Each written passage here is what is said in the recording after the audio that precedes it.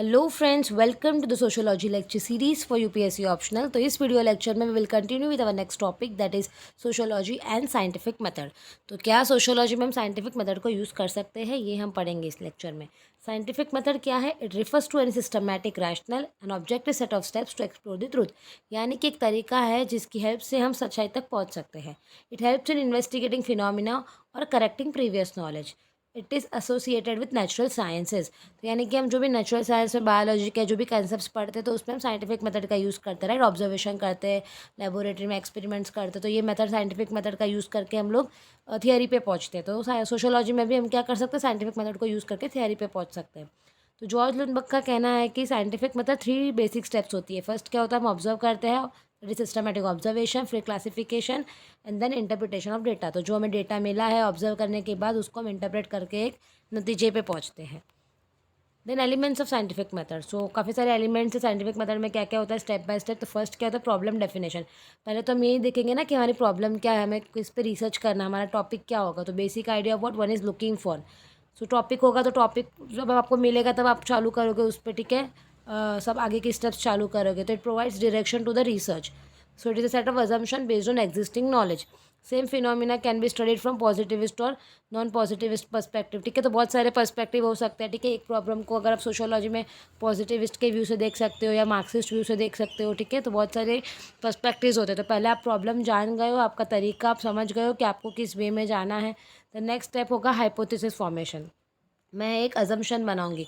For example, मैंने problem मुझे ये लग रही है कि जो मोबाइल फ़ोन्स का इम्पैक्ट है वो फैमिली लाइफ को डिस्टर्ब कर रहा है। सपोज़ ये मेरा टॉपिक है, ये मेरी प्रॉब्लम हो गई। तो अभी यहाँ पे मैं बहुत सारे अजम्पशंस बनाऊंगी। फॉर एग्जांपल कि मैं बता सकती हूँ कि यहाँ पे फैमिली क्या कर रही है, फैमिली में थोड़ा सा ये क्लोजनेस कम हो गया है। ये मेरा हाइपोथेसिस, कुछ मेरा अजम्पशंस हो सकता है कि इम्पैक्ट ये टॉपिक को लेके।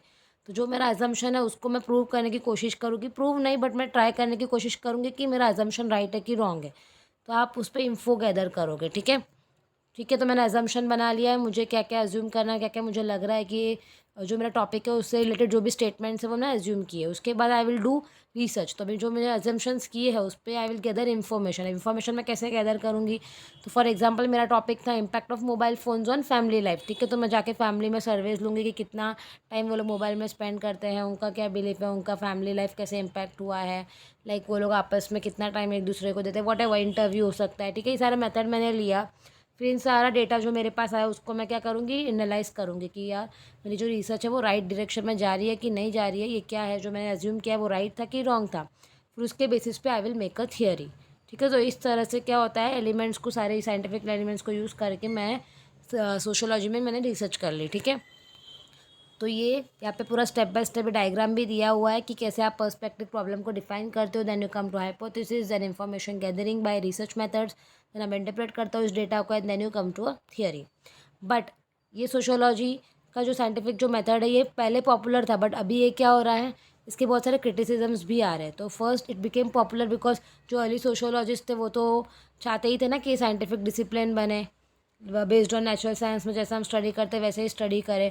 सो उन लोग तो सपोर्ट में ही थे। बट बिकॉज लेटर ऑन क्या हुआ, इसमें हम लोग को लिमिटेशंस देखने मिले बिकॉज ह्यूमन बींग्स है। हम यहाँ पे सोशोलॉजी में क्या करें, ह्यूमन बींग्स की स्टडी करें। नेचुरल साइंस में आप नॉन लिविंग थिंग्स को पढ़ते हो तो उन पे मतलब जो आपने किया रिसर्च उनमें कॉन्शियसनेस नहीं होती है उन चीज़ों में। बट ह्यूमन माइंड तो चेंज होता रहता है, ठीक है। कोई आपको कुछ और बता सकता है, सबका पर्सपेक्टिव डिफरेंट होता है।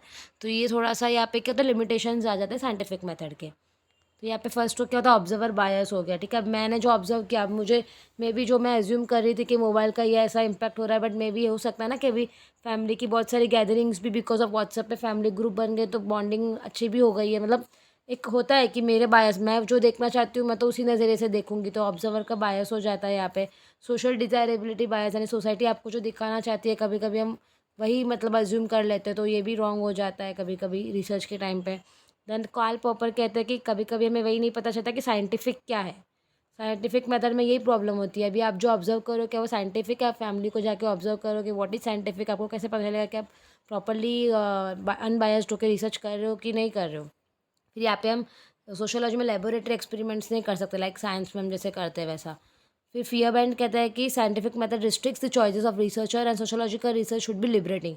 तो यहाँ पे हमारी चॉइस थोड़ी क्या होती है, रिस्ट्रिक्ट हो जाती है, हम खुल के कुछ भी ऐसा एक्सप्लोर नहीं कर सकते लाइक हम नेचुरल साइंस में करते हैं। तो ये कुछ लिमिटेशंस है, ठीक है। तो आई होप कि आपको समझ में आ गया होगा कि किस हद तक हम साइंटिफिक मेथड का यूज़ करते हैं। ऐसा ही नहीं है कि नहीं करते हैं, बट कुछ लिमिटेशंस भी है, राइट। सो आई होप कि आपको ये क्लियर है, and if you have any doubts you can let me know in the comment section below. Thank you for watching.